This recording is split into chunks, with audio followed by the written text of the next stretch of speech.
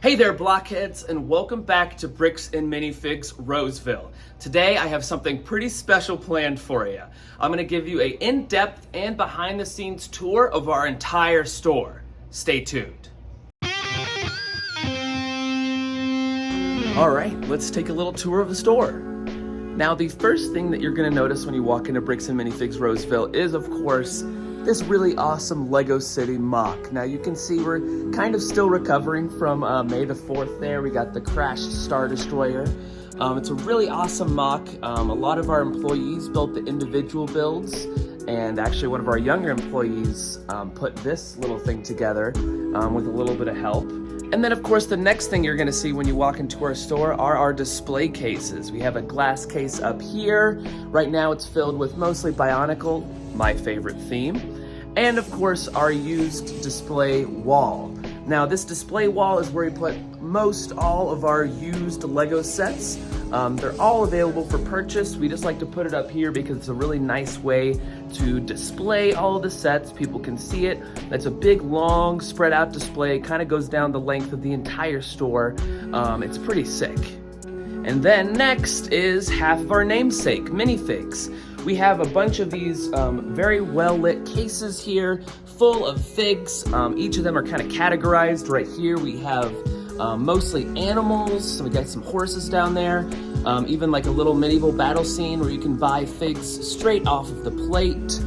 We have some more display cases. We like to put more used sets down here. Like right now we have the UCS Millennium Falcon looking really sick. And then of course we have even more display cases running down the length of the entire store. They're again set up by categories. So we got the CMF series. We kind of got Ninjago, Minecraft, some of the classic stuff. And then of course, farther down we have superheroes, and then that big display down there in that case is Star Wars. We have a lot of Star Wars figs, definitely one of the most popular themes. And then of course, as you see behind me, we have all of our new in-box stuff. Right now we're kind of proudly displaying the May 1st releases, of course, the Piece de Resistance, Django Starship. It's a really cool set. We like to put the newest stuff right up front so people know exactly where it is. A lot of people come in looking for it. It's right here. And then of course, kind of in descending order, we have newest to oldest. We have a lot of new stuff here, a couple of older sets like that McLaren.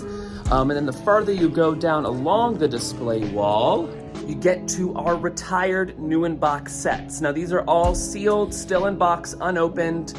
These are all retired sets, kind of varying from retired like a year ago, all the way back to some really old retired new in box sets. The one I'm thinking of right now is this classic Lego system car set, still new in box, like all of these, but some really crazy stuff here. A lot of Star Wars stuff, of course, left over from May the 4th, but it's definitely one of our biggest attractions here. Now, speaking of big attractions, one of the most popular things to do here at Bricks and Minifigs is kind of an activity. Of course, you get to buy something at the end, but right here is our minifig maker. A lot of Lego stores have this. We love it. It's one of the best, most popular things to do here. You get to pick a piece from each of these bins, make your own minifigure, and then each one is $5. If you buy 3, it's only $13. It's an amazing deal. I like to come in my days off and just make random guys. I kind of skipped over it here because I was so excited to show you guys the minifigs. But throughout the store, we have these little displays in the center, including this one. This has a lot of our third-party stuff, like Abby Dabbles. I'm sure some of you guys are familiar with it. She does like jewelry and all sorts of stuff that are made out of Lego pieces. There's even some like necklaces and bow ties. And then of course, just regular third-party stuff, like some cool bricker builds, like this Pokeball, Ultra Ball rather.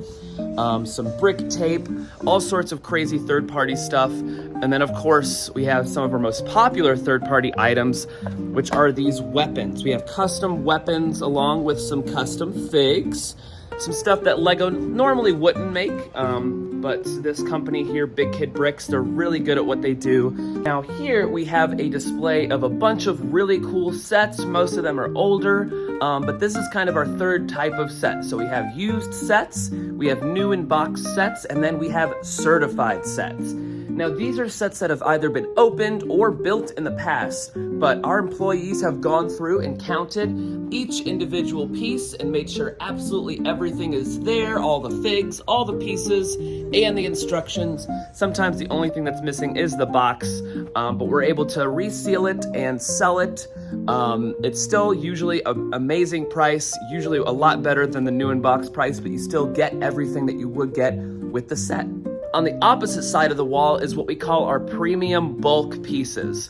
Now, these are things like base plates, some really specialty pieces, like we have some wooden chests here, or castle walls, or some platforms, some foliage, mason bricks, stuff like that.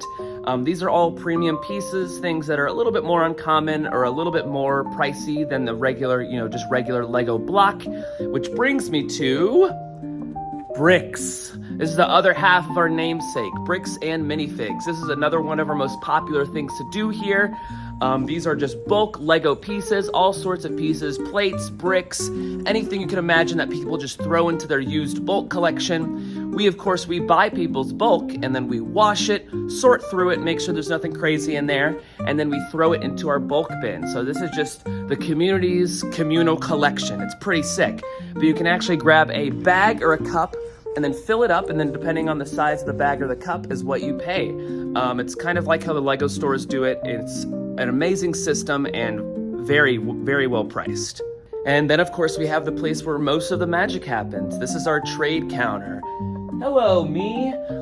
This is where you're gonna bring in your used Lego, your sets, your new in-box sets, and we will give you either a store credit or a cash offer.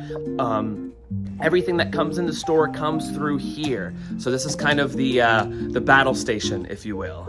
And as we get to the end of our store here, you can kind of see we have this really big room set aside. It's usually pretty empty. Right now, of course, we have more stuff from May the 4th. This is our pod racer mock that we built. It's kind of just chilling in here for people to look at for the time being. But yeah, this is our party room. We have parties here for kids, adults even sometimes. It's a really fun place. We even have this race car track where people can make some Lego cars out of these bins and then race their cars down, kind of like Pinewood Derby. It's really fun, really sick. If I was a kid, I would have definitely had my birthday party here. Now, past this point, past this red wall, is kind of an employees only section. And most people don't get to see these couple of areas I'm about to show you, but this is a special behind the scenes look. So let's go ahead and get started. Now over here, just behind this red wall, we have our other special battle station. No, not our bathroom. We have our washing machine. Now, this is a pretty important part of our business here. We have a lot of bulk Lego come in that we want to, of course, sell to people who want some bulk Lego pieces, but we have to wash it first. So we put them in these little mesh baggies and we throw 3 or 4 of them in there at a time. We wash the Lego.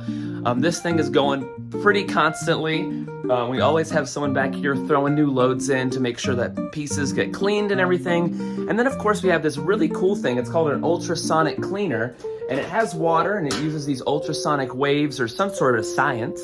And we can put a whole set in here and it cleans it very gently, but it gets all the grime off. We use that for particularly dirty sets. Next, opposite the laundry room is the employee break area / processing room. Now this is where I keep all of my food and I leave no room for my coworkers because I like food. And then we also have our shrink wrap machine where we can shrink wrap and protect boxes. And then of course we have our processing area. Now this area is very important. This is where we put a lot of our kind of work in progress sets or things that we need to build, things that need a little bit more cleaning, or things we might be able to certify. Unfortunately, we're kind of getting to the end of our tour here, but right here is the back door.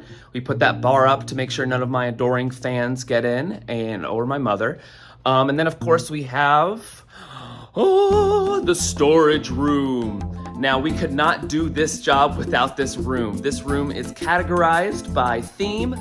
We have a bunch of used sets that we just don't have space out on the floor for yet, or stuff that we have a bunch of. And then of course we have some pieces organized out if someone's ever looking for a really specific piece.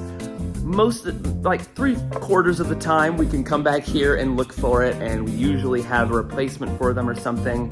We even have some more pieces organized out there. We got hundreds of bins over there. Tons of base plates, some new in-box sets that we don't have room for yet.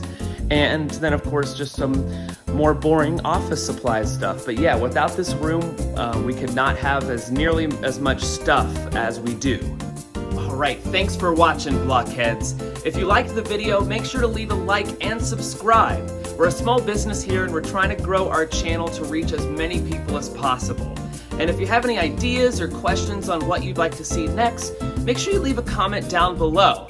Other than that, it's been fun. See you later. Yeah!